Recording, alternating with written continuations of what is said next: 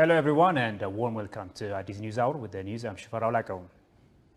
The Federal Police Commission of Ethiopia received and held talks with a delegation of the Special Committee on Peacekeeping Operations of the United Nations, or C34, yesterday. They dwelt on ways of increasing the role of Ethiopian police in UN peacekeeping operations. Commissioner General of Ethiopia's Federal Police, Ndeshaw Tasaw, briefed the committee on the role and challenges they face. The discussion would pave ways for the deployment of formed police units and advisors from Ethiopia, as well as to arrange training, seminars, and exhibitions for members of the Ethiopian police.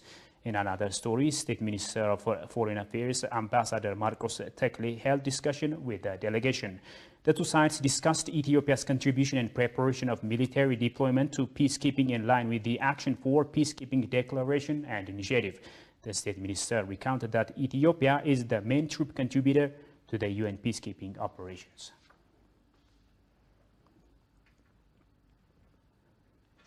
Now, 4 scenarios Ethiopia is most likely to face in the coming 20 years have been made official.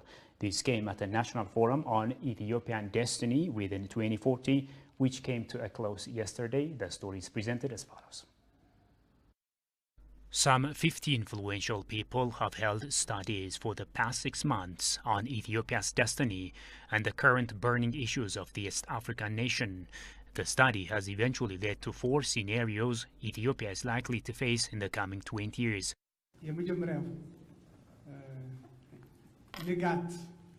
The first one says Nagat, which is equivalent to down. This scenario had the hope that Ethiopia's growth will be realized step by step. It's not yet as sunny as noonday, but the beams of the new day have already started.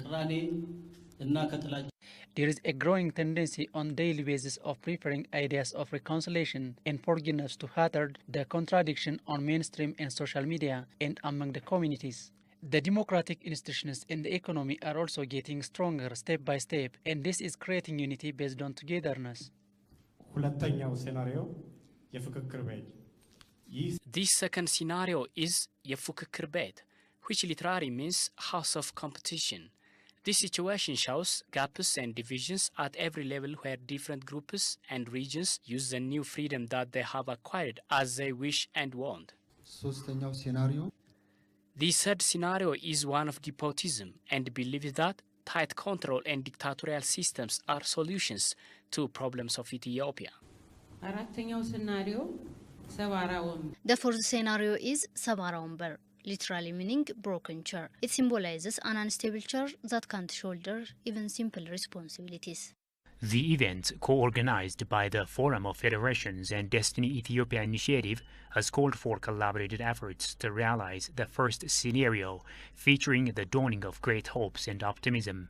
The Minister of Peace, Mufariat Kamil, also took the occasion to highlight that the current issues facing the nation are only temporary, urging everyone to make unreserved efforts to carry on the optimism dawning on Ethiopia's horizons. Now, Addis Ababa residents urge the government to stop the large-scale land grabbing in the city. Bole Subsidy Administration, however, said that the land grabbing is mainly orchestrated by brokers. ETV has been tipped off by the residents of Addis Ababa about increased land grabbing instances in the capital. Bole is one of the 10 subsidies of the capital where ETV tried to make observation. Residents of Summit and Bulbula areas of Bole Subsidy have told ETV about the several plots of land illegally grabbed by people. Green areas, open spaces, nearby walkways and roads have been targets of illegal land grabbers.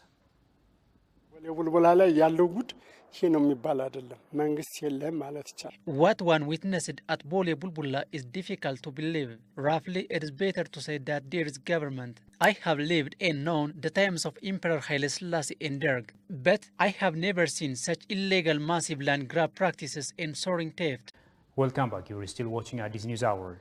Prosthetic implant production centers should be expanded and services be more accessible and affordable to patients in need, it was said. In Ethiopia, there are only 2 prosthetic implant manufacturing medical centers. Binam Alamayu has more on that. Nardos Atlau lost her leg a year ago by a car accident. that forced medical personnel to amputate her leg. Until she received an artificial leg at the St. Paul Millennium Hospital, life was a challenge and she was not able to move or walk easily. It is very painful to lose your leg. It breaks your heart. That was what I felt at the time my doctors told me that I am going to lose my leg. My doctor also told me that I will have a prosthetic leg in 6 months' time. I thought I would work immediately after I got my artificial leg. However, that was not the case. But gradually, I have been properly trained and understood how to use my artificial leg. St. Paul Millennium Medical College Prosthetic Implant Center has been providing prosthetic technology medical treatment for many years. We manufactured prosthetic bodies for those who have lost their legs or hands in natural or man-made problems. We basically manufactured prosthetic artificial bodies according to the body mass index of the patient. We also deliver physiotherapy services for clients with related problems. The center produces durable prosthetic bodies for disabled people.